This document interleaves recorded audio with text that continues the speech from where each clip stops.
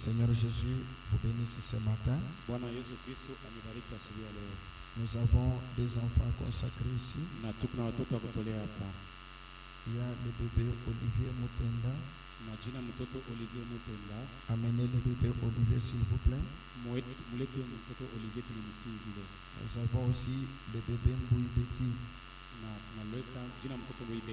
Amenez aussi le bébé Mbouy Betty. Nous avons aussi un bébé pour l'anniversaire. L'enfant Ozanel qu'elle a amené aussi cet enfant. Amenez les trois enfants s'il vous plaît. Nous sommes dans notre texte habituel. Dans Matthieu chapitre 19. La Bible dit ceci. Matthieu chapitre 19. Alors on lui amena des petits enfants afin qu'il leur imposa la main et pria pour eux. Mais les disciples les repoussèrent. Et Jésus leur dit: n'empêchez pas les petits enfants à venir à moi, car le royaume des cieux est pour ceux qui leur ressemblent. Il leur imposa la main et il partit de là. Donc chez nous, nous ne baptisons pas les bébés, nous ne les baptisons jamais, mais nous les présentons simplement au Seigneur Jésus et nous proclamons les paroles de bénédiction pour que la vie de ces enfants soit une vie de consécration, une vie qui sera bénie pour la gloire de notre Dieu. Alors inclinons maintenant nos têtes et parlons maintenant tous à Dieu pour la consécration de ses enfants.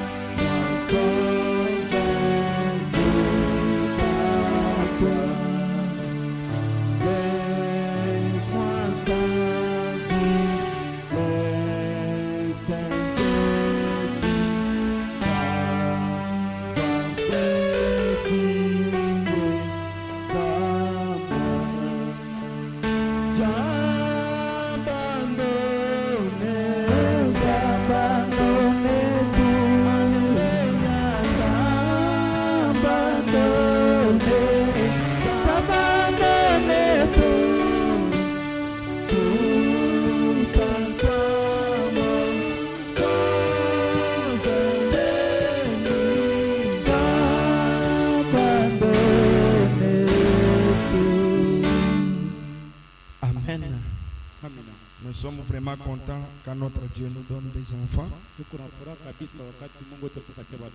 Parce que nos enfants sont les enfants de Dieu. Et ils seront certainement sauvés. Nous avons cette confiance-là. C'est pourquoi chaque fois nous les amenons devant l'Éternel, devant notre Dieu, pour que lui prenne soin de nos enfants. Puisque nous ne les pouvons pas, nous sommes limités, mais c'est Dieu qui est tout et qui peut tout faire. Alors ce matin, je vous prierai de vous tenir maintenant debout pour que nous puissions respecter la lecture de la parole du Seigneur et partager ensemble quelque chose. Nous sommes dans le livre d'Ézéchiel. Ézéchiel chapitre 36. En commençant par le verset 20, la Bible dit ceci. Pendant que nous sommes debout. Il dit, ils sont arrivés chez les nations où ils allaient et ils ont profané mon nom saint. Ça c'est l'Éternel qui parle du peuple d'Israël. Et qu'ils sont arrivés chez les nations où ils allaient et ils ont profané mon saint nom, en sorte qu'on disait d'eux. Les gens ont commencé à dire de ces enfants d'Israël, c'est le peuple de l'Éternel qui agit comme ça. Sont-ils des chrétiens? Est-ce qu'ils sont des frères du message qui agissent comme ça? C'est le peuple de l'Éternel. C'est de son pays qu'ils sont sortis. Et j'ai voulu sauver l'honneur de mon Saint nom, et profaner la maison d'Israël parmi les nations où elle est allée. C'est pourquoi dit à la maison d'Israël, ainsi parle le Seigneur l'Éternel. Ce n'est pas à cause de vous que j'agis de la sorte, maison d'Israël. C'est à cause de mon saint nom que vous avez profané parmi les nations où vous êtes allés. Je sanctifierai mon grand nom qui a été profané parmi les nations, que vous avez profané au milieu d'elles. Et les nations sauront que je suis l'Éternel, dit le Seigneur l'Éternel, quand je serai sanctifié par vous sous leurs yeux. Je vous retirerai d'entre les nations. Je vous rassemblerai de tous les pays et je vous ramènerai dans votre pays. Je répandrai sur vous une eau pure et vous serez purifiés. Je vous purifierai de toutes vos souillures et toutes vos idoles. Je vous donnerai un cœur nouveau. Et je mettrai en vous un esprit nouveau. J'ôterai de votre corps les cœurs de pierre. Et je vous donnerai un cœur de chair. Je mettrai mon esprit en vous. Et je ferai en sorte que vous suiviez mes ordonnances. Et que vous observiez et pratiquiez mes lois. Vous habiterez le pays que j'ai donné à vos pères. Vous serez mon peuple et je serai votre Dieu. Amen. Dieu Tout-Puissant, Seigneur Jésus-Christ, nous venons de lire ta parole, Seigneur. Descends maintenant pour nous conduire, afin que tu sauves nos âmes, que tu nous amènes à quelque chose, à réfléchir profondément au nom du Seigneur Jésus-Christ. Amen. Que le Seigneur Jésus bénisse chacun de nous ce matin. Que Dieu bénisse chacun de vous ce matin. Et je vous donne shalom au nom du Seigneur Jésus. Est-ce que vous êtes dans la joie ce matin? Êtes-vous dans la joie d'être dans la maison du Seigneur? Acclamons fortement pour la gloire de notre Dieu. Nous sommes vraiment contents ce matin du fait que notre Dieu nous a donné la vie et a permis que nous puissions nous tenir debout et que nous puissions nous rassembler dans sa maison afin de partager quelque chose tout autour du feu, tout autour de la parole du Seigneur. Et si vous remarquez bien dans cette lecture que nous venons de lire, si je peux revoir encore une fois de plus le verset 20, la Bible dit clairement là-bas que les enfants d'Israël étaient allés chez les nations et Dieu était en train de s'étonner. Ils sont arrivés chez les nations alors que c'était un peuple saint, un peuple qui était appelé du nom de l'Éternel, un peuple qui était craint partout, par tout le monde, un peuple au travers duquel on devait voir le Seigneur. Mais ils sont allés chez les nations, ils ont quitté leur pays, ils se sont retrouvés chez les nations, ils ont commencé à agir de la mauvaise manière et ils ont profané mon saint nom, le nom saint de l'Éternel, qu'on ne peut pas profaner, qu'on ne peut jamais se jouer de lui, on peut lui donner sa juste valeur.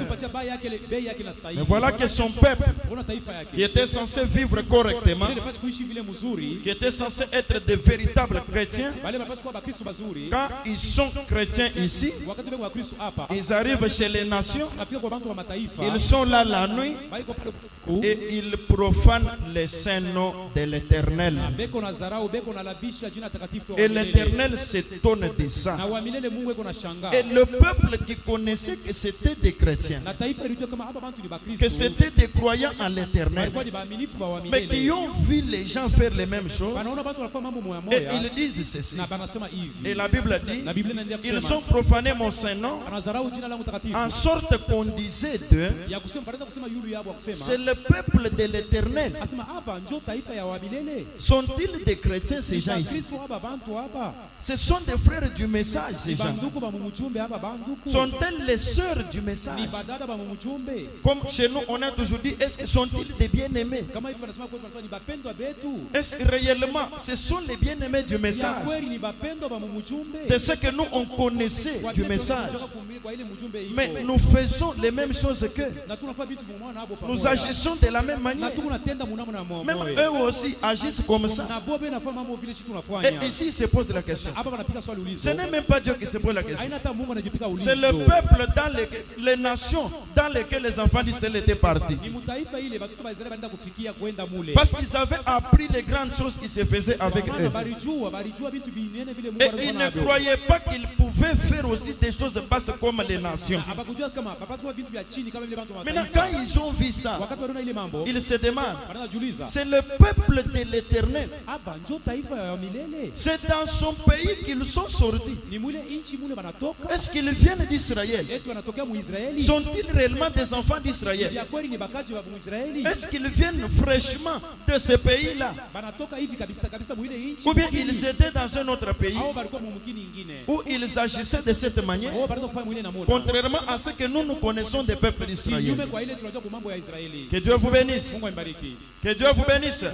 Donc chaque fois que tu vis mal, il y a quelqu'un qui se pose la question si tu es du message ou pas, si tu es chrétien ou pas. Donc ce matin, quand notre prophète a lu ses écrits, il a parlé sur l'imitation du christianisme. Amen. Amen. Il a parlé sur l'imitation du christianisme. C'est sur cela que nous allons nous entretenir ce matin. L'imitation du christianisme. Quelque chose qui semble être le christianisme. Certaines personnes qui semblent être chrétiennes, mais au fin fond de leur cœur, ils n'ont jamais été des chrétiens. Mais ils imitent seulement le christianisme. Or la parole dit, dans les derniers jours, il y aura des faux Christ. Amen. Amen. Il y aura des faux Christ. Il y aura des faux prophètes. Et les deux esprits seront côte à côte. Les chrétiens et les non-chrétiens, ils seront côte à côte dans une même église, écoutant les mêmes messages, priant les mêmes dieux, adorant les mêmes dieux. Mais parmi eux, il y a des chrétiens et des non-chrétiens. Mais il n'y a pas moyen de les différencier. Ils sont côte à côte. Les autres imitent les chrétiens. Ce sont ces gens-là que la Bible s'étonne. Est-ce qu'ils sont des chrétiens? Sont-ils aussi des chrétiens? Ou bien ils imitent le christianisme? Amen. Amen. Que Dieu vous bénisse. Acclamons d'abord le Seigneur Jésus-Christ. L'imitation du christianisme. Le christianisme ne s'imite pas, mais le christianisme c'est vie. Amen. Le christianisme c'est vie. Mais celui qui imite le christianisme, un jour il sortira et on le connaîtra. Amen. Il montrera certainement sa couleur et on saura qu'il imitait le christianisme. Mais le christianisme c'est vie. C'est la vie de tous les jours. C'est la vie de toutes les nuits. Quand on devient chrétien, on ne peut pas devenir encore un païen. On est officiellement chrétien. Partout où on est, on ne fait pas l'effort d'être chrétien. Mais la chrétienté se fait automatiquement. Parce que c'est la vie qui vient de l'intérieur vers l'extérieur. Amen. Ça vient de l'intérieur. C'est déjà de l'intérieur. C'est déjà une vie. C'est déjà l'ADN de la personne. Il a l'ADN du Seigneur Jésus-Christ. Et cet ADN est au-dedans de lui. Et c'est lui qui lui donne le sang du Seigneur Jésus. Mais en dehors de cela, on imite. L'imitation du christianisme. Amen. Alléluia. Maintenant nous allons regarder avec cela. Suis-je chrétien ou bien j'imite? Suis-je réellement chrétien? Ou bien j'imite le christianisme? Je lis encore dans la Bible. Nous sommes dans Matthieu chapitre 24. J'aimerais que vous soyez très attentifs s'il vous plaît. Que nous puissions partager ensemble avec vous. Pour que chaque personne regarde sa vie avec ce que la parole dit. Nous sommes dans Matthieu chapitre 24. Je commence à partir de son 22e verset. La Bible dit ceci. Et si ces jours n'étaient abrégés, si les jours dans lesquels nous sommes, les jours de la tromperie, les jours où nous avons des chrétiens qui sont caméléons, qui se conforment à la couleur de l'endroit où ils arrivent, s'ils entrent dans les bars, ils prennent la couleur du bar. Et c'est ce s'ils viennent à l'église, ils prennent la couleur de la chrétienté. S'ils sortent dehors, ils changent la même couleur. Si le caméléon se trouve ici, il prendra exactement cette couleur. Mais au-dedans du caméléon, il y a la vie d'un caméléon. Mais au dehors du caméléon, il y a cette couleur. Si le caméléon quitte ici, arrive ici, il sera noir. Amen. Mais le chrétien, lui, n'est pas comme ça. Le chrétien, s'il est ici, il est chrétien. Il arrive ici, il est toujours chrétien. Il est à l'église, il a la même couleur. Et c'est la couleur de la parole. Amen. Amen. Il n'est pas caméléon. Il ne change pas de facette. Frère Branham donne encore un exemple. Il donne l'exemple de deux oiseaux. Le chrétien ressemble à la colombe. Amen. La colombe n'a pas de bile. La colombe ne mange pas de charognes. La colombe ne mange pas des choses pourries. La colombe ne mange pas les choses du monde. Mais la colombe ne mange que les bleus. Il ne mange que la parole. Parole sur parole. Il ne vit que de la parole. Parce qu'il est le type du Saint-Esprit. Amen. Amen. Que Dieu vous bénisse. Mais frère Branham dit, mais il y a un autre oiseau du nom de corbeau. Le corbeau, lui, Branham dit, c'est un hypocrite. Il vient dans la cage des colombes. Il se réjouit comme les colombes. Il mange les blés comme les colombes. Il entre en onction comme les colombes. Et quand il quitte là-bas, il se retrouve dans les bars. Il va se comporter comme les païens. Il va manger comme les païens. Il va danser comme les païens. Parce qu'au-dedans de lui, il y a la nature du corbeau. Vraiment dit, c'est un hypocrite. C'est un oiseau impur de la Bible. Amen. C'est ce que Branham a dit. C'est un oiseau impur de la Bible. Le corbeau. Un oiseau impur de la Bible. Qu'est-ce que Noé a dit? Noé a dit à la colombe que toi, la colombe, va vérifier si l'eau est terminée. Quand la colombe est allée, Amen.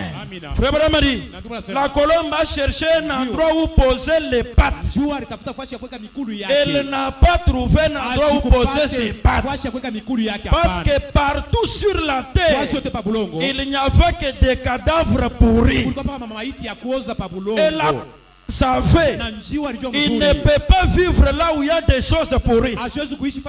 Et la colombe est retournée dans l'arche. Mais Noé a dit, maintenant j'envoie les corbeaux. Les corbeaux, quand il est sorti, il n'a jamais retourné. Il est sorti pour du bon. Et il s'est réjoui. Il a eu une fête. Il a mangé des choses pourries. Il a même oublié d'où il est venu. Et c'est un type d'un chrétien.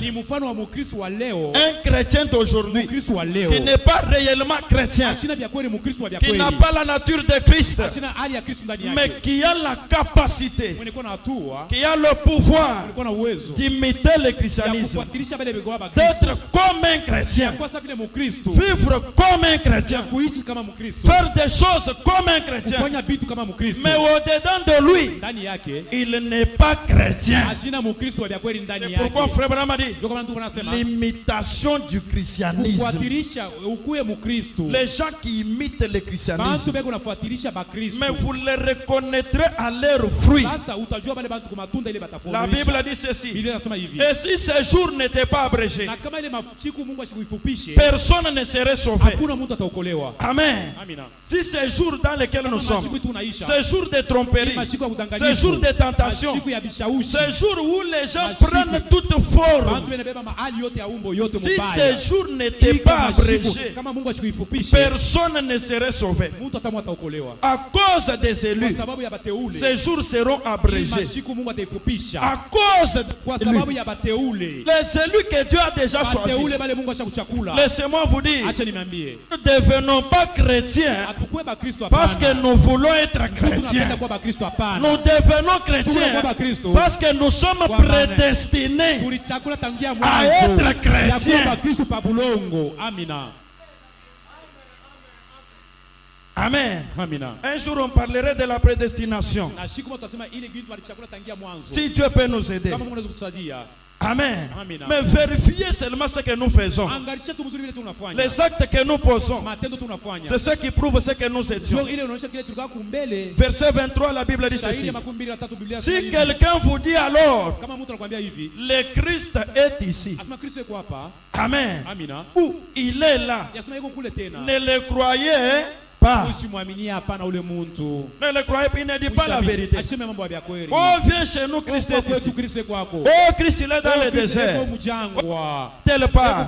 La Bible dit ne le croyez pas. Il continue. Pourquoi?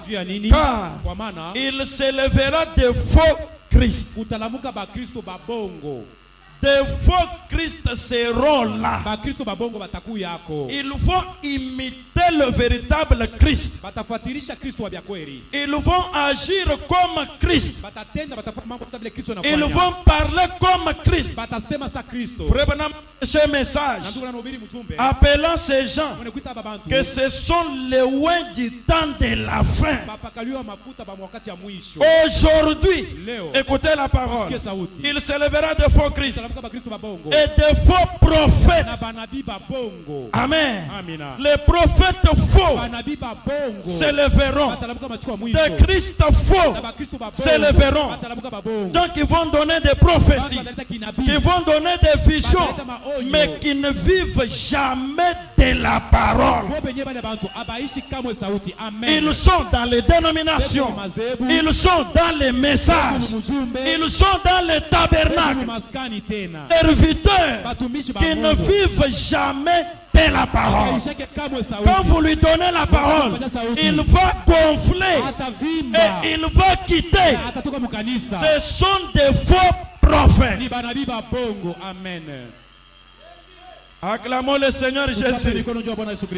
Amen. Amen. Ils s'élèveront, ces gens-là. C'est que tous ces temps, ils imitaient le christianisme. Parce qu'un chrétien prophétise, un chrétien voit des visions, et ils sont aussi imités.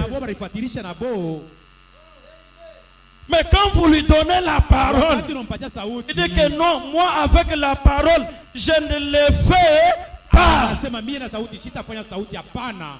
Quand vous dites que Dieu a dit ça, lui dit c'est Dieu qui a dit. Mais moi je ne crois pas ça. Ce sont des faux Faux Christ.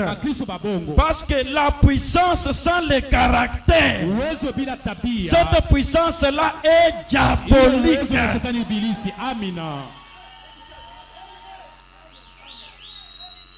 Amen. Amina.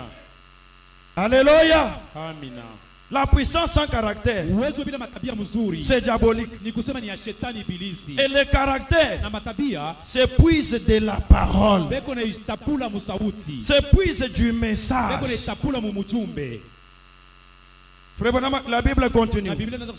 Il continue disant ceci. Car il se révélera de faux Christ et de faux prophètes. Frère Branham est allé quelque part. Puis le messager prophète, il a trouvé dans la réunion des maisons de dons. Il y avait celui qui parlait en langue, l'autre qui interprétait. Quand Frère Branham a regardé, au-dessus de ces deux gens, il y avait le véritable Saint-Esprit. Celui qui prophétisait par le véritable Saint-Esprit. Et celui qui interprétait, il avait le véritable Saint-Esprit sur lui. Mais Branham regarde par le discernement. L'un de ces deux avait véritablement le baptême du Saint-Esprit. Et l'autre, Frère Branham dit, c'était un hypocrite. Il n'avait pas le Saint-Esprit. Un hypocrite. Il était simplement vase. Mais ce monsieur-là avait une autre femme qu'il vivait avec, et sa femme ne connaissait pas. Frère Branham a dit, qu'est-ce qu'il y a maintenant? Je n'ai pas comprendre comment le véritable Saint-Esprit peut être sur des personnes comme ça. L'Éternel descend. Il lui dit, regarde dans la Bible, il est dit dans la parole que la pluie tombe sur les justes et sur les injustes. Amen. Amen. Alléluia. Amina. Le soleil s'élève sur les justes et sur les injustes. C'est ainsi que Frère Branham a dit, alors je vais prêcher sur les faux oins, les oins du temps. C'est que dans les derniers jours, il y a des pasteurs qui sont oints par Dieu. Mais eux, les pasteurs là, sont faux. Ils imitent le christianisme. Un pasteur faux, mais oint par le Saint-Esprit. Le Saint-Esprit au niveau de la tête, mais dans son cœur, il ne vit jamais la parole.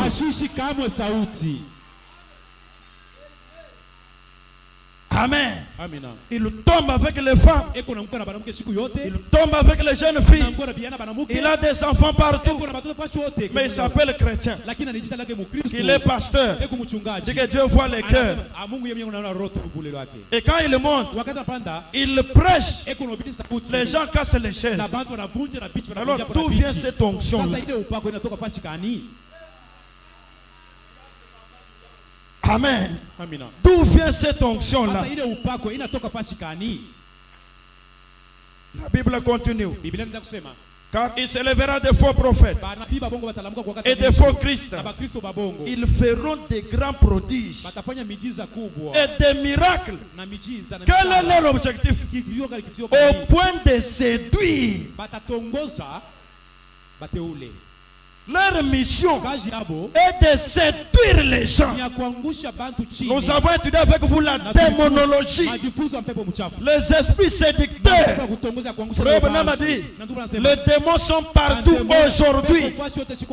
Tirez beaucoup d'attention. Les démons sont partout. Ils sont même dans notre église ici. Amen. Les démons sont même dans notre église ici. Mais quand vous les regardez, ils sont gentils. Ils parlent lentement. Ils font tout ce que le pasteur lui dit de faire. Mais au-dedans de lui, un démon. Alléluia. Des gens qui ne vivent jamais de la parole. Vous lui donnez la parole. Il peut vous donner à manger. Il peut vous donner à boire. Il vous paie le transport. Il fait tout. Maintenant je me dis, comme il fait tout ça pour moi, qu'est-ce que moi je peux aussi lui donner? Je peux lui donner la parole. Quand je lui donne la parole, il aura la vie éternelle. Vous lui donnez la parole. Que frère, tu vois ce que tu as fait. Frère Branham m'a dit. Et lui refuse.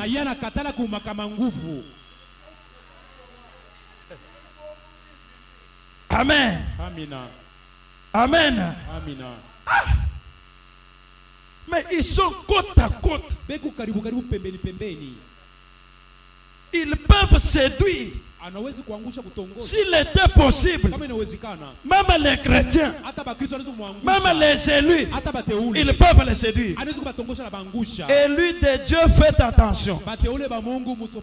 Ces gens d'un autre domaine, c'est-à-dire les séducteurs, ces gens de l'enfer, ils sont tellement intelligents qu'ils peuvent vous détourner de la parole et ils vous séduisent.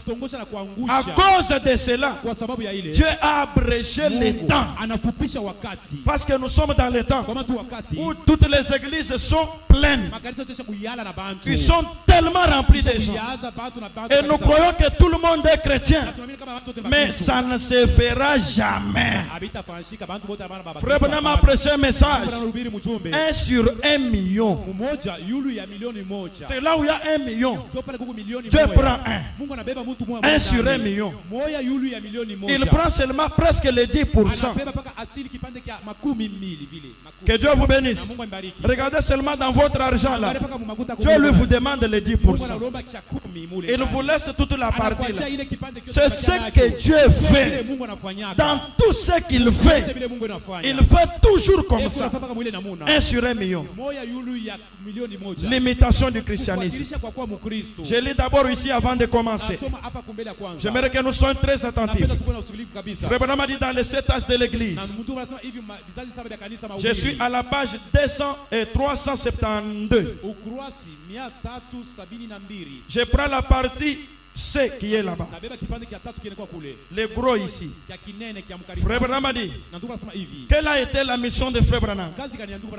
Frère Branham a dit ceci: à aucun instant je n'apporte aux gens un message pour les pousser à me suivre ou à se rattacher à mon assemblée ou à fonder un groupe ou à fonder une organisation. Frère Branham a dit, je n'ai jamais fait cela. Moi Branham, quand je prêche les messages, je n'ai jamais fait cela et je ne le ferai pas maintenant.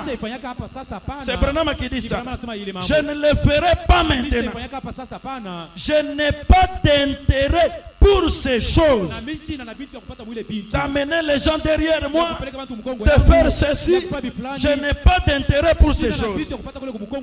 Mais qu'est-ce que moi j'ai intérêt? Pourquoi j'ai l'église? Frère Branham a dit, j'ai en revanche un intérêt pour les choses de Dieu et pour les gens, et je serai satisfait. Quand est-ce que je serai satisfait? Frère Branham a dit, je serai satisfait. Amen. Si je peux réaliser une seule chose, cette chose, c'est de voir s'établir une relation spirituelle véritable entre Dieu et les hommes.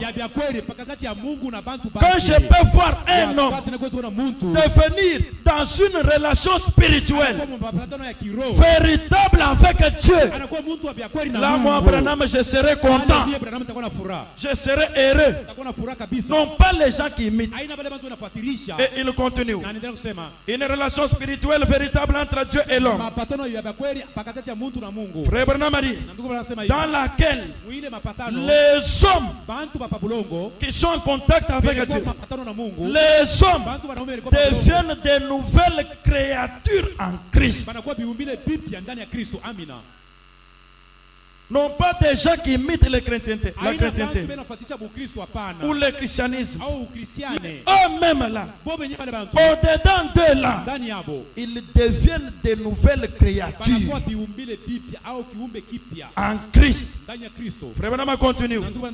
Des nouvelles créatures en Christ, remplies de son esprit et vivant selon sa parole. Chaque personne, avant de faire quelque chose, il se dit, est-ce que ce que j'ai fait, est-ce que c'est la parole? Lui-même là-bas, dans sa relation spirituelle là, il se pose la question chaque fois, est-ce que ce que j'ai fait, est-ce que c'est la parole? Ce que je réponds, est-ce que c'est la parole? Ce que je prêche, est-ce que c'est la parole? De la manière que j'agis, est-ce la parole? C'est ça le besoin des frères Branham. Est-ce que vous aimez aussi ces besoins ici? Des gens vivant selon la parole. Frère Branham a dit, j'adresse à tous une invitation, un appel et un avertissement pour que vous écoutiez sa voix maintenant même. Tout celui qui ne vivait pas selon la parole, Branham vous envoie un avertissement. Il vous envoie un avertissement. Il vous envoie un appel d'écouter la voix de Dieu maintenant. Dans ce que vous faisiez là, écoutez la voix de Dieu maintenant même. Et que vous lui donniez entièrement votre vie. Ne faites pas comme Samson. Samson a donné à Dieu seulement les cheveux, seulement la chevelure, seulement sa force. Mais le cœur de Samson, au lieu de le donner à Dieu, lui a donné à sa femme.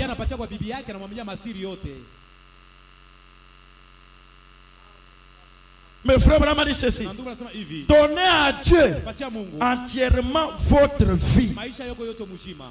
Comme je suis certain de lui avoir abandonné tout ce que j'ai, moi Branham, j'ai déjà abandonné à Dieu tout ce que j'ai. Est-ce que tu as déjà aussi abandonné à Dieu tout ce que vous êtes? Avez-vous déjà abandonné tout ce que vous êtes à Dieu? Amen. Amen. C'est ça un chrétien. C'est ça, celui-là qui n'imite pas. Il a donné à Christ tout ce qu'il est. Il lui a donné.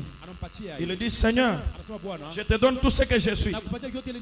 Je ne veux pas imiter la chrétienté. La chrétienté, c'est une vie. Je dois vivre de cela, Seigneur. C'est pourquoi je te donne toute ma vie, oh Dieu. Fais quelque chose pour moi. Frère Branham a dit ceci. Je peux dire dans l'imitation du christianisme. Amen. Qu'est-ce que Branham avait résolu dans son cœur? Au paragraphe 13, frère m'a dit ceci. Il dit: mais nous nous entretenions avec et moi. Écoutez, c'est pourquoi il s'entraînait. Et je dis: eh bien, moi frère Branham, j'ai pris la ferme résolution. Que Dieu vous bénisse. Moi frère Branham, j'ai pris la ferme résolution de faire quoi? De prêcher contre les péchés. Amen. Amen. William Branham a pris la ferme résolution dans son église de prêcher contre les péchés. Il continue seulement contre les péchés. Et je les dénonce tout simplement. Maintenant il dit, mais quant à la personne à qui ça s'applique, celui qui sera touché, celui qui est touché de cela, Brahma dit, c'est Dieu qui peut déterminer exactement qui c'est. Que Dieu bénisse. Donc quand nous donnons la parole, vous ne dites pas que ça c'est quoi ça. Ça c'est exagérant. Ce n'est pas correct ça. Non, non. Il y a quelqu'un à qui Dieu est en train d'adresser cette parole. Que Dieu veut ramener sur les rails. À qui Dieu est en train de parler. Pour qu'il soit chrétien. Non pas un imitateur du christianisme. Quand on imite, c'est nous qui ne connaissons pas. Mais Dieu, lui, il sait que vous n'êtes pas chrétien. Et vous aussi, vous le savez que vous ne l'êtes pas. Imitateur du christianisme. Frère Branham dit, je veux faire cela. Écoutez maintenant. Là où nous avons lu Ézéchiel, là où Dieu a dit qu'ils ont profané mon nom, ils ont profané mon Saint-Nom. C'est qu'au marché là où tu es, les gens savent que tu es chrétien. Ce sont eux qui savent ça, que toi tu es chrétien. Mais toi tu connais ce que tu es. Maintenant ce que toi tu fais là, les gens au marché se posent la question. Et eux aussi, font-ils ces choses? Et quand on se pose des questions comme ça, Dieu dit, ils ont profané alors mon Saint-Nom, au point que les autres nations se demandent, c'est le peuple de Dieu, sont-ils des chrétiens? Sont-ils des fils et des filles de Dieu qui agissent comme ça, qui parlent comme ça? Sont-ils du message? Frère Branham a dit, le prophète dit ceci. Le prophète Frère Branham dit dans cette prédication 59, il dit que Ézéchiel, qu'est-ce qu'il a fait? Eh bien, Ézéchiel, le prophète Ézéchiel, Branham a dit, il monte et il voit les jours où nous vivons. Ce que nous venons de lire là, c'est pour ces jours où nous vivons. Et Dieu avait montré à Ézéchiel ça, que les gens des nations, ils ont profané mon nom. Cette écriture-là, que nous avons lu dans Ézéchiel 36, 20 à 30, Branham dit que cette écriture-là, c'était pour les jours dans lesquels nous vivons. Croyez-vous que c'est la vérité? Croyez-vous que c'est la vérité? Maintenant, Frère Branham continue. Il dit Ézéchiel, le prophète monte et il voit les jours où nous vivons. Branham dit, oh, quel voyage! Après avoir escaladé l'échelle, le prophète Ézéchiel, il a escaladé l'échelle de Jacob, pour voir d'avance ce qui arrivera. Il a vu ce qui arrivera aujourd'hui. Qui a vu ça? Ézéchiel. Qu'est-ce qui va arriver aujourd'hui? Les gens qui vont dire qu'ils sont chrétiens, mais qui ne sont pas chrétiens, ils vont vivre comme chrétiens, qui seront des corbeaux, comme s'ils sont des colons. Maintenant il continue maintenant. Il dit ceci. Il dit, Et il redescend. Il est monté. Il a vu ce que nous vivons aujourd'hui. Et il redescend. Et au cours de ces dernières années, ces 2000 dernières années, 60 il dit. Amen. Les gens avaient un cœur de pierre. Quels sont ces gens qui avaient un cœur de pierre? Les gens dans les jours dans lesquels nous vivons avaient un cœur de pierre. Et à cause de ça, écoutez le Chatabernacle, à cause des cœurs de pierre que les gens avaient aujourd'hui, frère Branham a dit, les gens avaient un cœur de pierre. Et à cause de ça, le Saint-Esprit ne pouvait pas entrer dans ces cœurs-là. Nous nous retrouvons avec des gens. On passe à l'imposition des mains. Ils ont le cœur de pierre. Ils ne font jamais la parole. Ils n'acceptent jamais la parole. Ils n'ont jamais tout fait pour être chrétiens. Ils s'imitaient seulement. Ils se contentent seulement d'imiter jusqu'au jour de l'imposition des mains. Mais quand Dieu descend, il regarde dans leur cœur. Ils ont un cœur de pierre. Frère Branham, et à cause de ce cœur de pierre, le Saint-Esprit ne pouvait pas entrer. Entrer où? Ne pouvait pas entrer dans ce cœur-là. Pourquoi, frère Branham? Il n'y avait aucun moyen pour lui d'entrer dans ce cœur-là. Le Saint-Esprit ne peut pas entrer dans ce cœur-là qui est le cœur de pierre.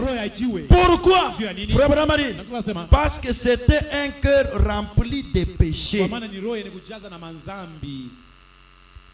Un cœur rempli de péchés. Un cœur rempli de murmures. Un cœur qui a des idées noires. Le Saint-Esprit ne peut pas entrer. Parce que c'est un monsieur d'Ézéchiel 36. Il a vécu depuis longtemps. Et Dieu a même montré ce monsieur-là, son esprit-là, à Ézéchiel. Et aujourd'hui, Frère Branham interprète cela. Il dit que ces gens-là, ils ne pouvaient pas recevoir le Saint-Esprit dans leur cœur. Pourquoi? Ils ont le cœur de pierre. Qu'est-ce qu'un cœur de pierre? Frère Branham a dit, c'est un cœur rempli de péchés. Maintenant, revoyez ce que nous avons fait seulement cette semaine. Et le péché s'installe dans les cœurs.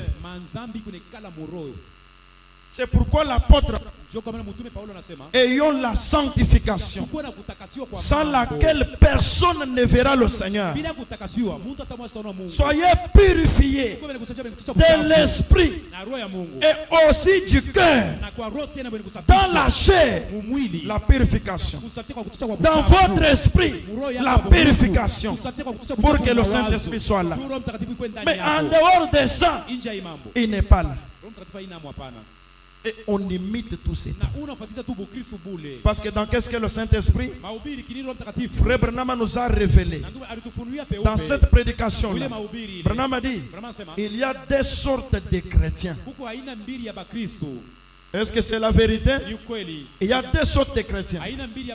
Il y a des chrétiens remplis du baptême du Saint-Esprit. Ce sont là les chrétiens que Dieu cherche. Et il y a d'autres chrétiens qui sont des chrétiens tout court. Et ces chrétiens de tout court, Frère Branham a dit, Dieu n'a pas confiance en eux. Qu'est-ce qui prouve que Dieu a confiance en vous? Frère Branham a dit, si vous dites que vous croyez et que Dieu ne vous a pas encore donné le Saint-Esprit, Branham a dit que ça veut dire que Dieu n'a pas encore eu confiance en vous. Si vous dites que vous êtes chrétien et que Dieu ne vous a pas encore donné le signe d'approbation qui prouve que vous êtes chrétien, c'est-à-dire que Dieu au ciel ne reconnaît pas ça, que vous êtes chrétien, alors que vous sur la terre, vous croyez chrétien. L'imitation du christianisme. Amen. Amen. Amen. Acclamons le Seigneur Jésus-Christ.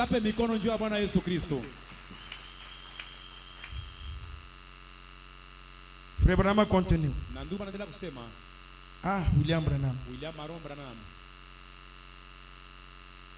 Ils imitent le christianisme.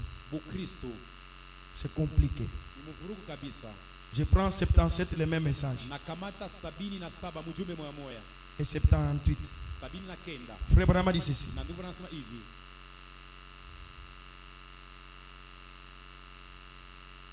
Non, je prends d'abord une robe d'occasion. Non, pardonnez-moi. 25 11 56 M.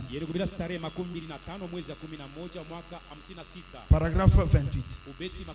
Nous parlons de l'imitation du christianisme. Comme si c'était un chrétien. Frère Branham dit. Et nous trouvons aussi la même chose aujourd'hui. Qu'est-ce que nous trouvons aujourd'hui, frère Branham? Les sœurs, écoutez. Qu'est-ce que nous trouvons aujourd'hui? Frère Branham a dit, et nous trouvons aussi la même chose aujourd'hui. Qu'est-ce que nous trouvons? L'imitation du christianisme. Nous voyons ça aujourd'hui. Les sœurs qui imitent le christianisme. Les frères qui imitent. Frère Branham continue. Nous trouvons l'imitation du christianisme. Qu'est-ce que ça veut dire? Frère Branham dit, les gens qui essayent d'agir comme des chrétiens, ils essayent eux-mêmes par leur intellect, par leur sagesse, de parler lentement comme des chrétiens. Quand ils entrent dans l'église, ils marchent tant courbés. Amen. Amen. Quand l'esprit descend, ils sont en onction comme les chrétiens. Ils font tout comme les chrétiens. Frère Branham a dit, les gens qui essayent d'agir comme des chrétiens.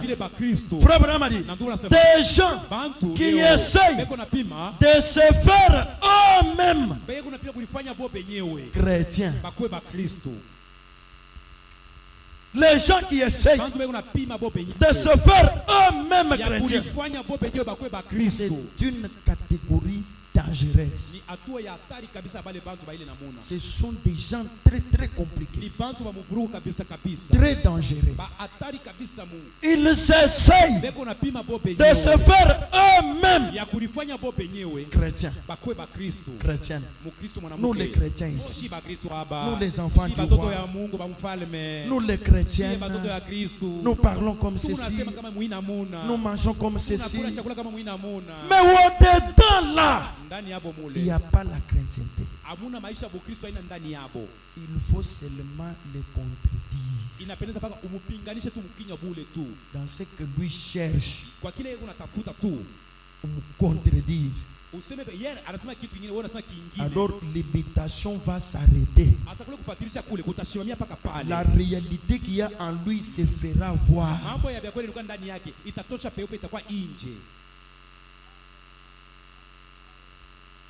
Amen. Amen. Ikalani di banzi dento kumufuchitu. Kwa ndeni yake ushumuripe. Mulaele. Unamulaka leo. Mulaema. Mulaka kesho. Tuku disatu. Siku ya tatu. No mumwe. Utaona rangi yake kile nikalaka ndani yake utakiona peupe.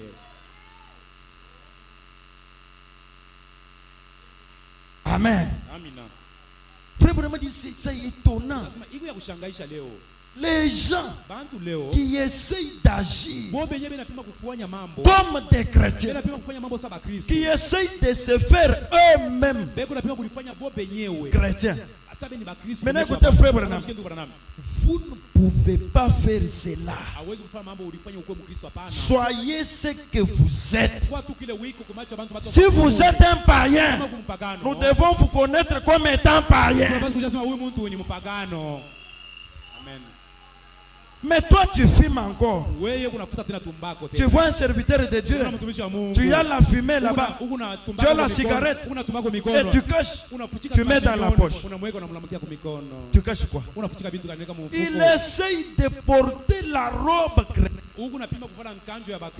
Il met dans la poche.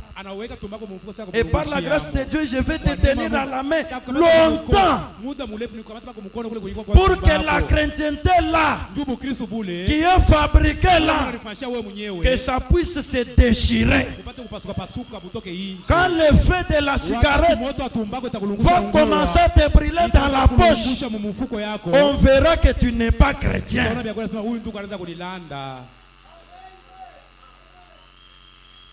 Mais les gens essayent, imitent, parce que les chrétiens ne fument pas. Alors ils imitent aussi de ne pas fumer. Ils imitent de ne pas boire. Là où il y a des frères, là où il y a des sœurs. Alors que c'est ça sa vie. Frère Branham a dit, vous ne pouvez pas faire cela. C'est Dieu qui doit le faire. N'imitez pas le christianisme. C'est Dieu qui donne le christianisme aux gens. C'est Dieu qui dit, celui-ci doit être chrétien. Celui-là sera chrétien. L'autre est chrétien. L'autre n'est pas chrétien. C'est Dieu qui connaît ça. Amen. Il a dit dans sa parole, plusieurs sont appelés et peu sont choisis. L'imitation du christianisme pour vaincre le mal et vivre comme Christ, agir comme Christ. Est-ce qu'au-dedans de vous là, y a-t-il la chrétienté? Êtes-vous certainement chrétien? Est-ce que vous avez une représentation de ce à quoi vous vous attendez? Pensez-vous que vous êtes en voyage? Est-ce que vous croyez que vous êtes dans un exode? Avec ce que vous faites là, qui n'est pas la parole, là en secret, avez-vous un endroit où vous allez vous retrouver un jour? Les gens vivent. Notre frère Aaron chante un cantique. Il dit, Seigneur, tu m'as donné une responsabilité de manifester la vie de Christ. Que moi ici, par ta grâce, que je manifeste Christ. Mais chaque fois que je n'arrive pas à cela, je n'ai pas de sommeil. Je n'ai pas de sommeil. Il dit, Seigneur, aujourd'hui, les gens vivent comme s'il n'y a pas un ciel où ils doivent entrer. Les gens vivent comme s'il n'y a pas un enfer où les autres entreront. Ils sont distraits. Je vais vous choquer. J'ai écoutez les informations. Pendant que nous parlons, la Russie et l'Amérique et l'Europe, ils risqueront, parce que France a proclamé ça. Emmanuel Macron a dit,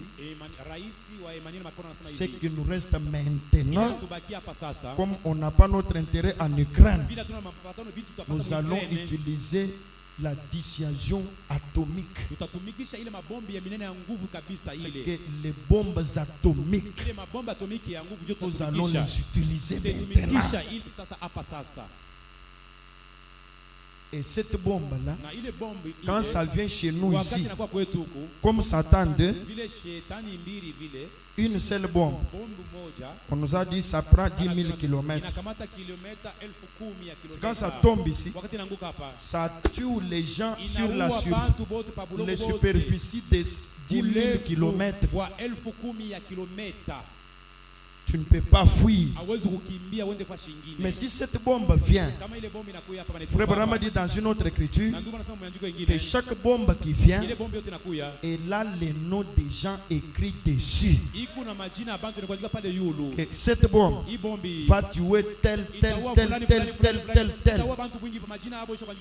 Mais celui qui imitait la chrétienté, celui qui imitait là, n'ont pas la maison de refuge, n'ont pas un endroit où se cacher. Amen. Amen. Nous sommes à la fin. Ou soit vous êtes chrétien, ou vous ne l'êtes pas. Nous sommes au temps de la moisson. Frère Branham dit le temps de la moisson. Le blé est mûr. La livrée aussi est mûre. Le maître de la moisson va faire la récolte. Il prend le blé, il le met sur son grenier.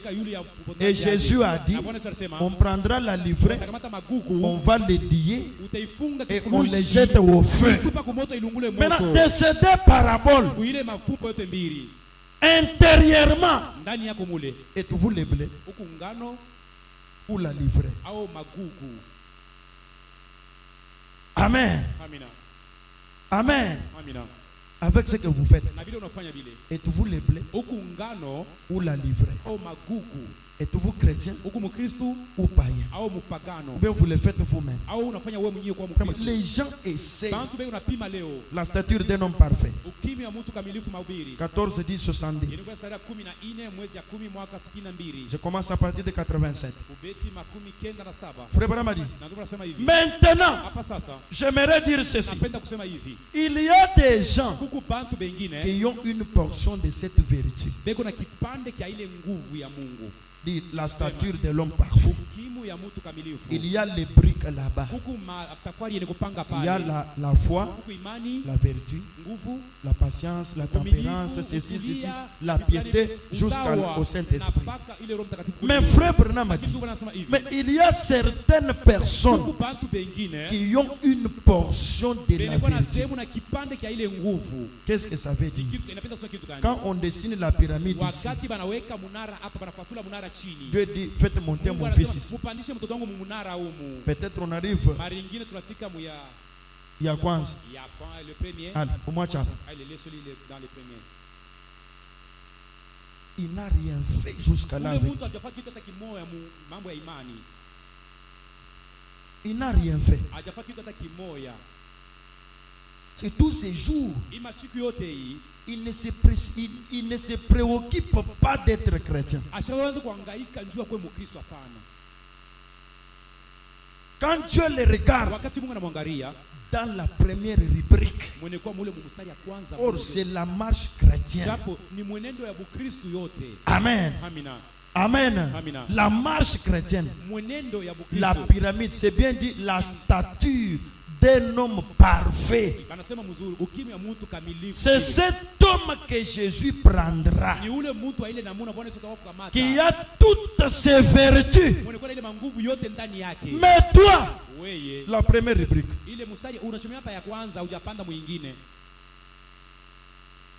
mais 10 ans au message, 20 ans au tabernacle. Frère Branham dit, il y a des gens qui ont une portion de cette vérité. Il y a des gens qui ont une portion de cette science, de cette sagesse, de cette patience. Donc lui n'a pas la totalité. Lui n'a que portion. Frère Branham dit qu'il ne confesse même pas être chrétien. Ils peuvent avoir une portion, mais ils ne sont pas des chrétiens. Ce sont des païens. Ils peuvent voir des visions. Ils peuvent prêcher. Ils peuvent prier pour les malades. Ils peuvent venir tous les jours à l'église. Mais au-dedans là, ils ne sont pas chrétiens.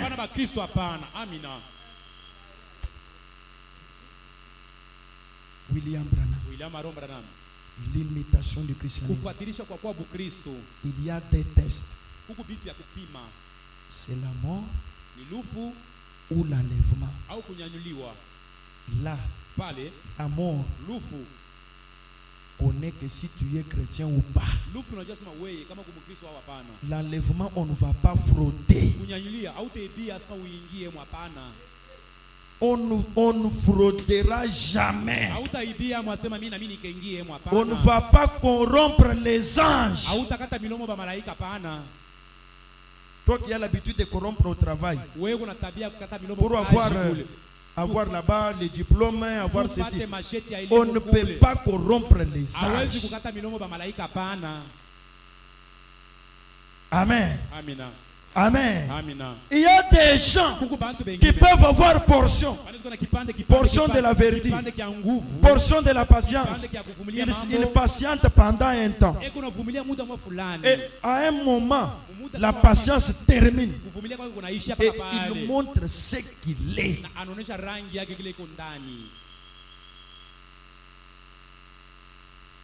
Et ces gens-là, frère Bramari, qui ne confessent même pas être chrétiens, Bramari, et c'est vrai, il y a des gens qui ont une portion de ceci, sans même prétendre être chrétiens.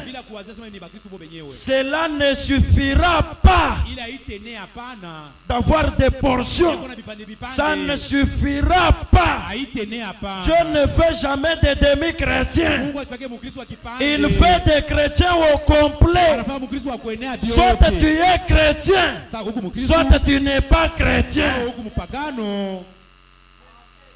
Mais la moitié que je suis déjà arrivé à un niveau, ça ne suffit pas. Si Dieu te fait marcher sur la pyramide, il t'arrête à la 4e rubrique. Ça ne suffit pas. Dieu ne viendra pas prendre les gens qui sont à la 4e rubrique. Ce sont des païens.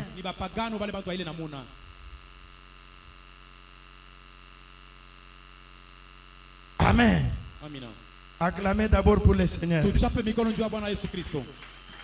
Amen. Quand Dieu te fait marcher dans la pyramide, il te marche 1, 2, 3, 4, 7. Nous sommes dans le 7e âge. Mais Dieu t'arrête toi. Tu n'es pas encore arrivé même dans les messages d'aujourd'hui.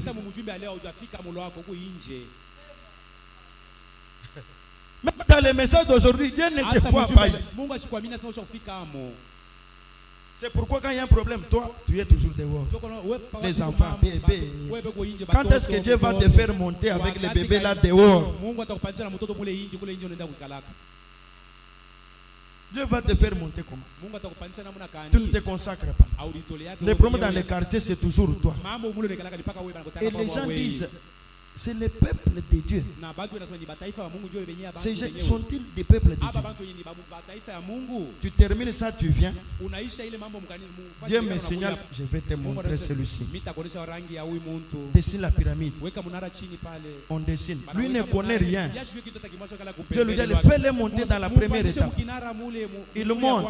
Un gros. Et lancé. Dieu dit, remplis-le seulement là-bas. Je te remplis ici au nom de Jésus. Première marche.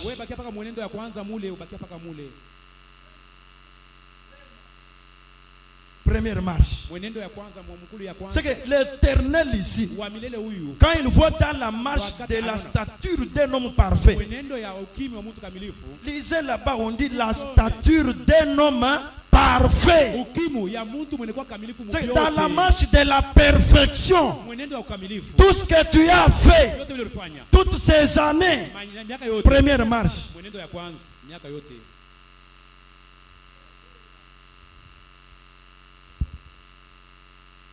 Première marche.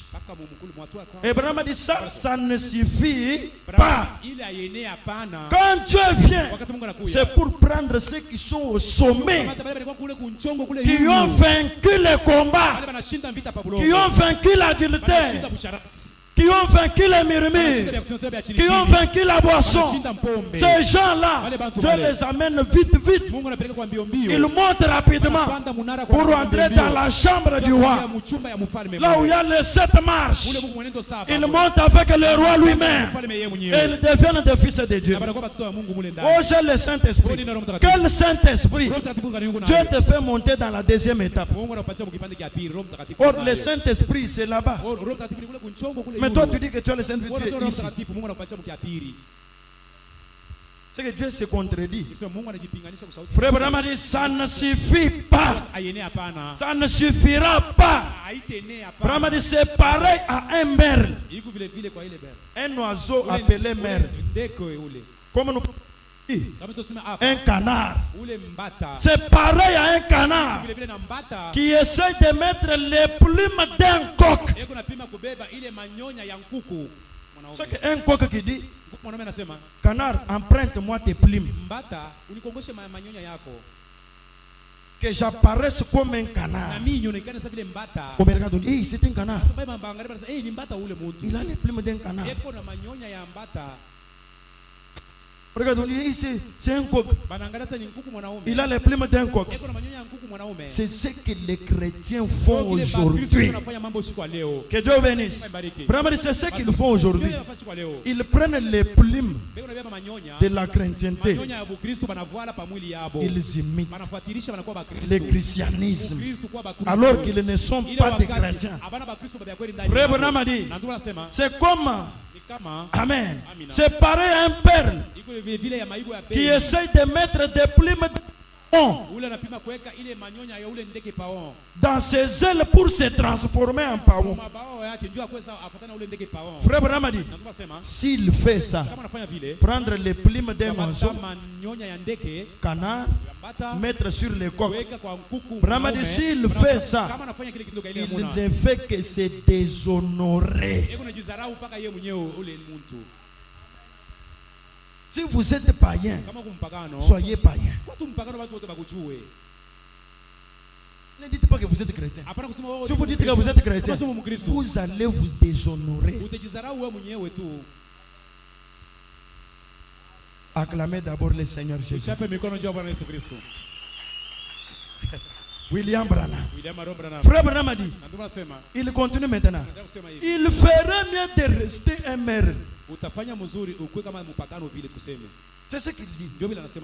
Il continue. Quand tu essaies de manifester ces choses sans être chrétien, portion. Sans être chrétien, Frère Branham a dit, il est juste complètement en dehors de sa place. En dehors de sa place. C'est que Dieu l'a raté jusqu'à aujourd'hui. Le message qu'il a écouté, ça fait 10 ans au message. Il n'a jamais été réussi. Il n'a jamais été chrétien.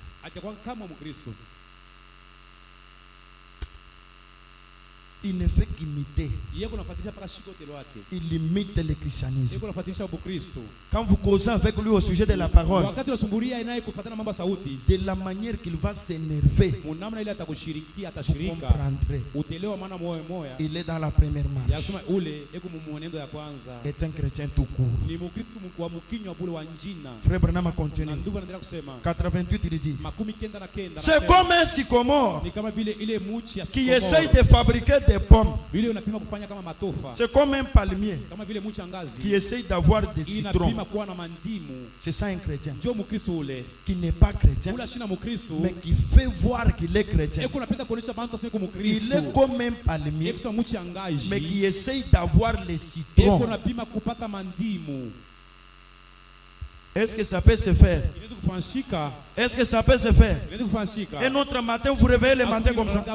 Vous trouvez le citron au palmier. Mes citrons, Dieu m'a béni. J'ai trouvé le citron. Vous allez manger de tels citrons. Mes frères, c'est ce que les gens font aujourd'hui. Ils ne sont pas chrétiens. Ils essayent d'agir comme des chrétiens. C'est comme on dirait un avocatier. Au lieu de donner les avocats, nous voyons des pommes qui sortent.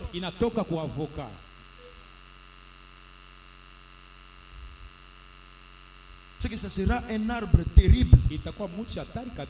Yalisanouva même en parler. Il dit, dans les quartiers Kabila,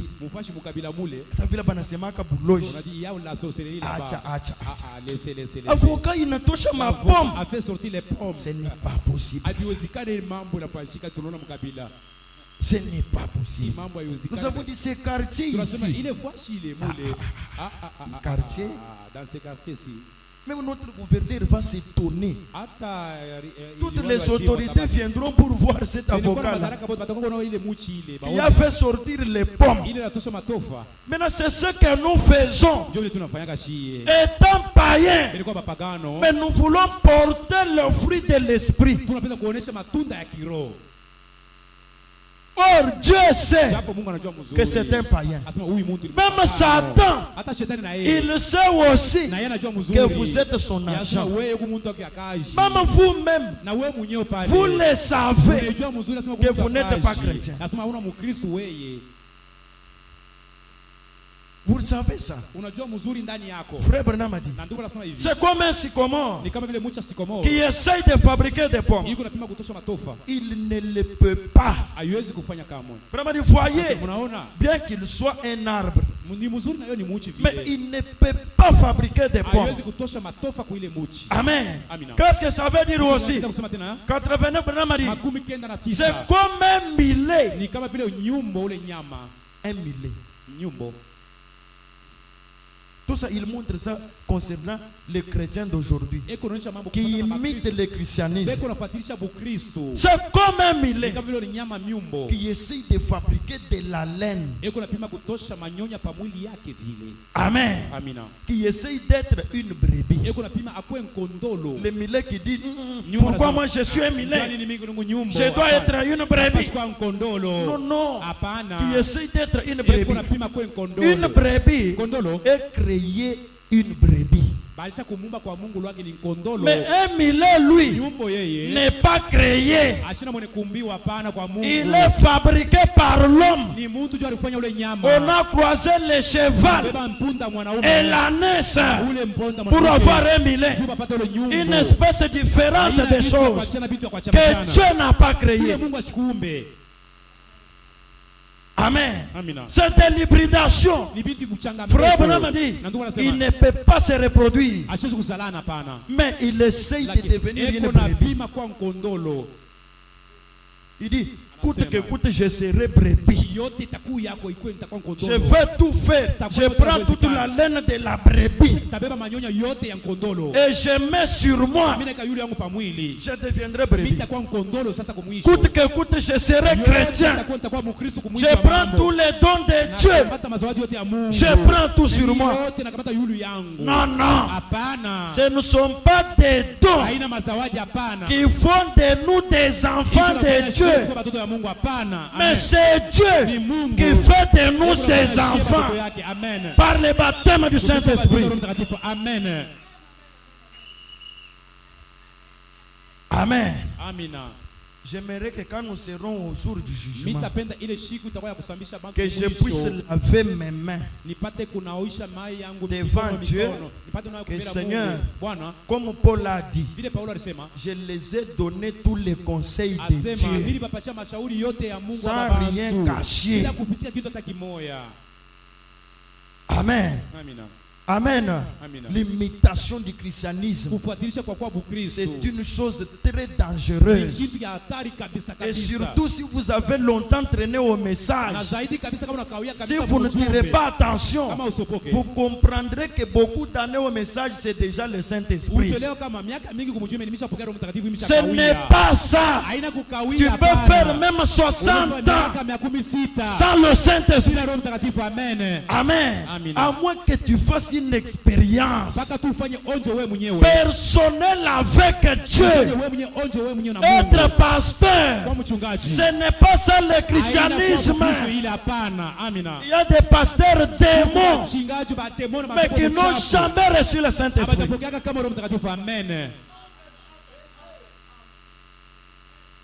Mais le Saint-Esprit, c'est la vie de Dieu. Vous verrez cet homme-là marcher pas à pas dans la parole. S'il tombe, il fait tout pour réparer. Mais si vous voyez quelqu'un, il tombe, il le couvre. Il tombe, il le couvre. Vous lui parlez même, il ne se fâche. Retirez-vous bonnement de cet homme. Il est très dangereux.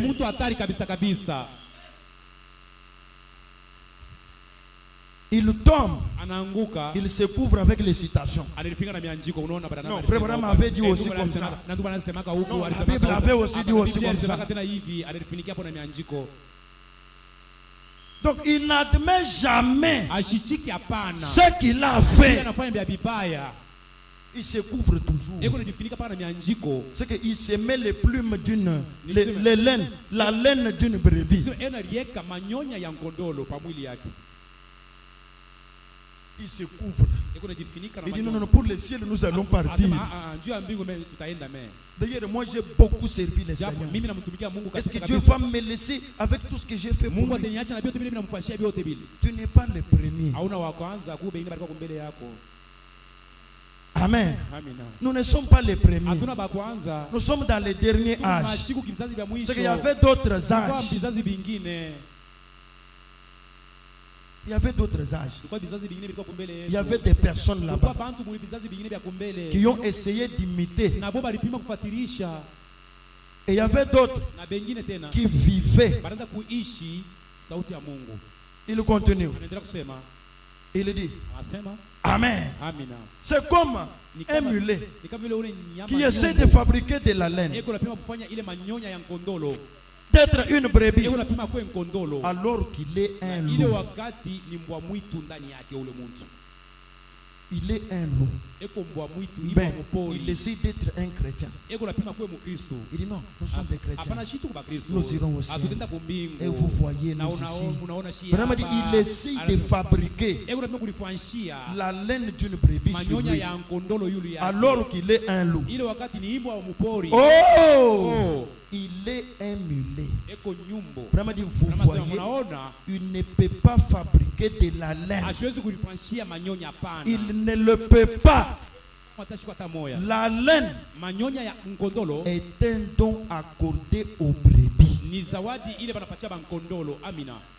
La laine, c'est un don de Dieu accordé aux brebis.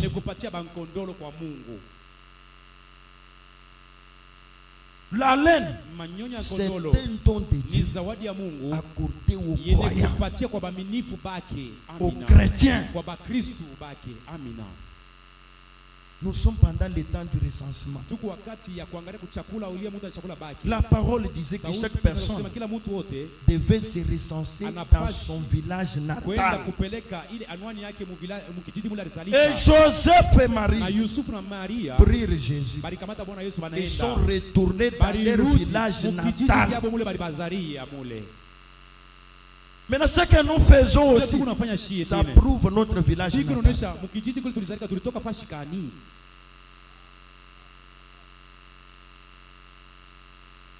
Amen. Amen. Amen. Voilà. Vous êtes fâché. Hein?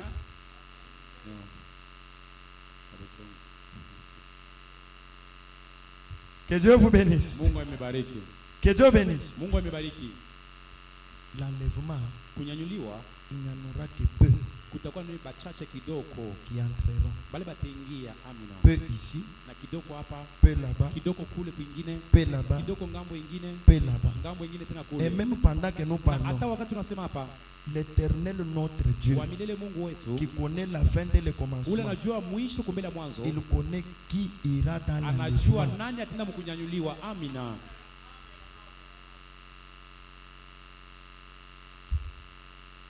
Frère Branham dit ceci. Il peut essayer d'agir comme une brebis, mais il est toujours un mulet. Non, je dois être une brebis. Je dois être une brebis. Mais il est toujours un mulet. Je saute d'abord. Nous entendons le même message. Branham a dit, quand vous êtes un chrétien, vous portez simplement le fruit de l'esprit. Vous ne les fabriquez pas.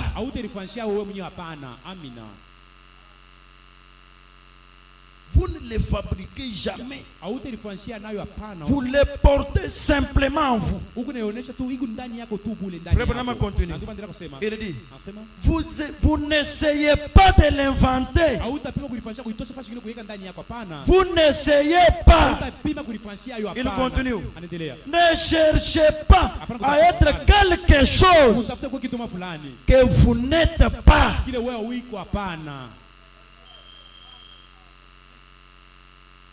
Ici à l'église, un chrétien profond. Si nous venons la nuit chez vous, un commandant,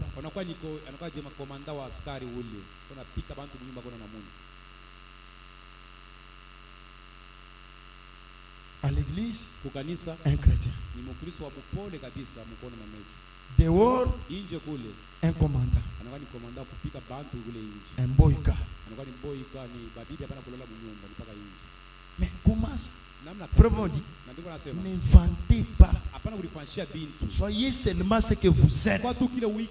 N'imitez jamais le christianisme. N'osez jamais l'imiter.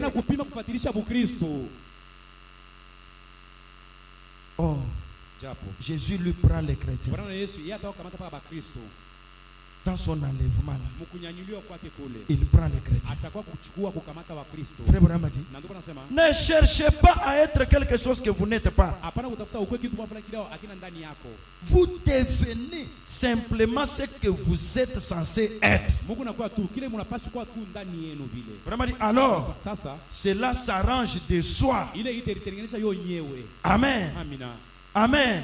Quand vous faites cela, ça s'arrange de soi. Ne fabriquez pas. Vivez simplement la parole. Vivez la parole. Quand vous voyez qu'il y a des gens qui vous entourent, qui ne vivent pas la parole, Frère Branham a dit, Hébreux chapitre 7, première partie, il dit ceci. Prêchez le 15-9, 57 Écoutez, frère Branham. Branham dit, Dieu appelle des hommes. Il appelle des femmes. Quand il les appelle, la première chose que Dieu cherche, il exige une séparation. Dieu a besoin de la séparation. Mais toi, depuis que Dieu t'a appelé, depuis que nous t'avons baptisé, il faut que nous puissions te baptiser encore. Encore. Même dans l'eau chaude.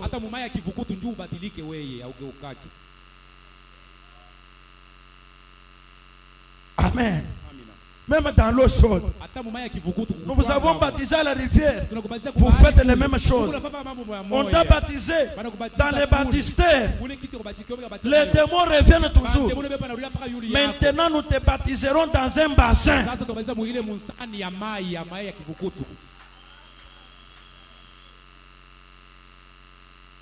Dieu exige la séparation. Séparez-vous de ces choses mauvaises. Séparez-vous des murmures. Séparez-vous des médisances. Peut-être mercredi, je vous lirai, frère Marie, que pendant que vous faites ça, le Dieu du ciel, il a le regard baissé vers la terre et il vous regarde. Ne pensez pas que vous êtes en secret. Quand vous volez là, quand vous parlez mal contre l'autre, quand vous préparez votre coup d'état, frère Branham a dit, le Dieu du ciel, il est là au ciel, le regard baissé vers la terre, et il te regarde.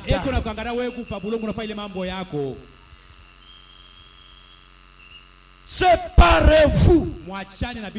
Il existe une séparation. Premièrement, bien, les problèmes avec les églises aujourd'hui, avec les frères et sœurs, les problèmes aujourd'hui dans les églises, c'est qu'ils ne veulent pas se séparer des incroyants.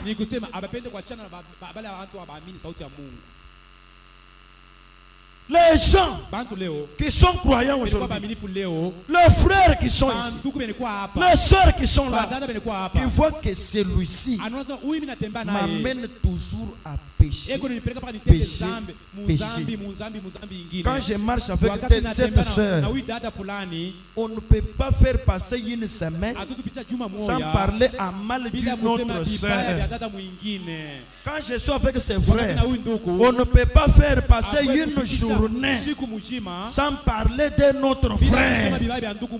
Alors quand je trouve que toi tu m'amènes toujours dans les péchés, frère Branham a dit, séparez-vous.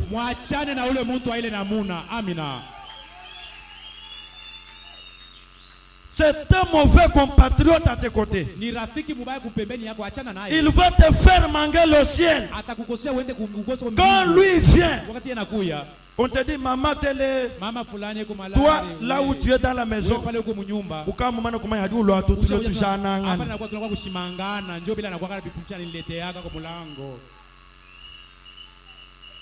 quand il vient, tu sais déjà qu'on va parler mal de quelqu'un d'autre. Alors avec des gens comme ça, ce sont des incroyants.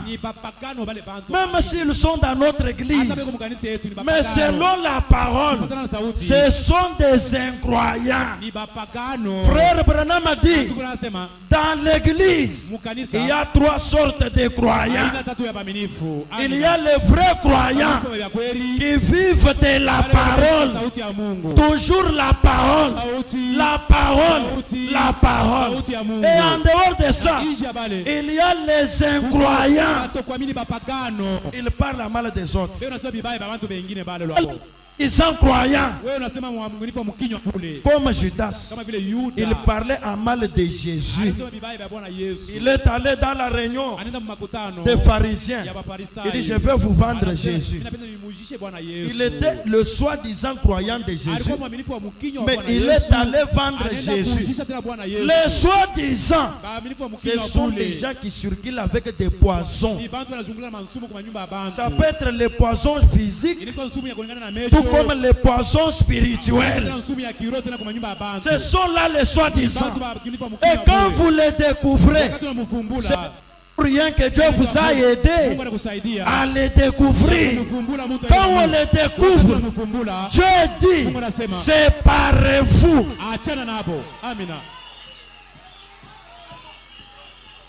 Sinon, vous n'avancerez jamais dans les choses de Dieu. Toi, tu fais un pas. Tu entres dans la troisième rubrique pour que tu puisses monter. Lui vient. Il te dit les choses d'autrui. Tombe dans la première rubrique. Et la fois prochaine, Dieu a dit, j'avais dit de faire monter ma fille ici. Elle est tombée. Recommence la marche. Et tu recommences toujours. Il y a un mauvais entourage. L'entourage qui t'entoure là, aucun d'eux n'est chrétien. Parce qu'un chrétien ne supportera pas cette atmosphère qui est tout autour de vous là-bas. Ça, c'est l'atmosphère de l'enfer, l'atmosphère des airs, les princes des airs, les rois des airs. Dans les airs ici, il y a des esprits. Amen. Qui inspirent les gens sur la terre. Et ces esprits-là, ils ont tenté d'arrêter l'ange que Dieu avait envoyé pour répondre à Daniel. Et ces esprits-là sont dans les gens aujourd'hui, tout autour de vous là. Faites attention. Quand on a étudié l'esprit séducteur, je vous ai dit que les démons, ça peut être celui qui est à gauche comme celui qui est à droite. Parce que dans cette église, chacun de nous connaît seulement son propre cœur. Moi, je ne connais pas le cœur de ma femme. Ma femme ne connaît pas mon cœur. Toi, tu ne connais pas le cœur d'Éternel. Chacun de nous est responsable de son cœur.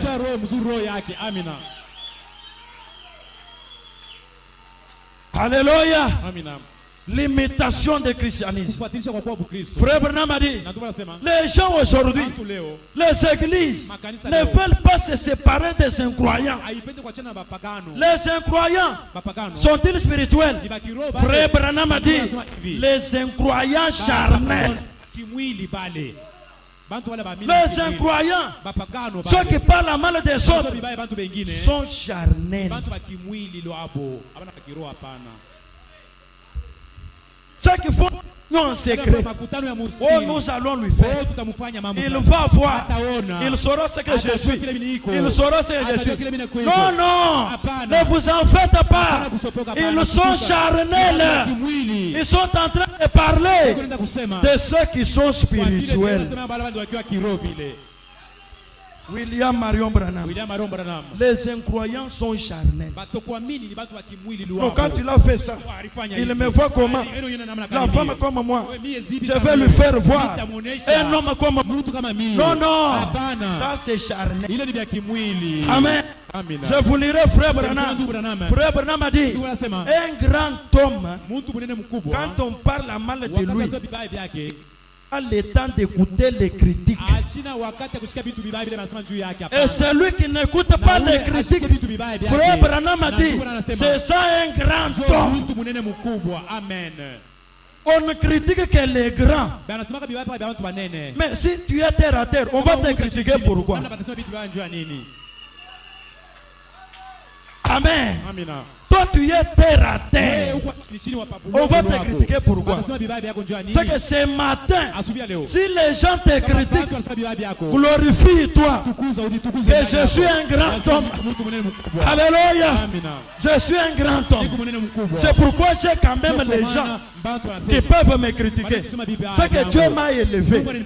Dieu m'a amené à un certain niveau et les autres me voient. C'est pourquoi ils me critiquent. Et chez nous on dit, on nous jette des pierres à un arbre qui a des fruits. Si l'arbre n'a pas les fruits, on ne va pas jeter les pierres. Mettons-nous maintenant debout. Avançons maintenant l'Éternel. Oh mon frère, ma soeur, l'Éternel t'a élevé. Tu es chrétien. C'est pourquoi on te jette des fleurs. On te jette des pierres. Parce que tu es fils de Dieu. Tu es fille de Dieu. Tu es chrétien. Avançons maintenant devant notre Dieu. Éternel notre roi. Nous avons besoin de l'Éternel Dieu. Avançons maintenant à l'autel avec nos yeux fermés, nos têtes inclinées, nos mains levées vers Dieu.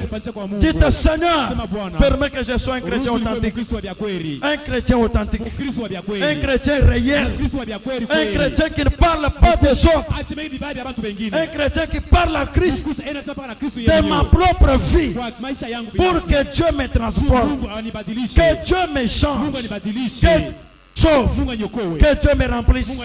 Oh, je suis un arbre fruitier. Je suis un arbre fruitier, Seigneur. Ne permets pas que je porte les regards sur toutes ces critiques qui sont tout autour de moi. Je dois me séparer de ces incroyants qui sont charnés. Oh, je suis croyant. Seigneur, fais de moi croyant. Que je sois spirituel, Seigneur. L'imitation du christianisme. Que je n'imite jamais. Le christianisme, c'est vie.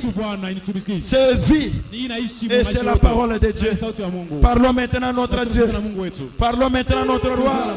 Seigneur, avec toute honnêteté, avec toute honnêteté, que chacun parle à Dieu. Jésus-Christ notre Dieu. Il n'y a point de Dieu que toi, Seigneur. Tu as fait de moi un grand homme. Tu as fait de moi une grande femme, Seigneur. Une grande fille de Dieu. Un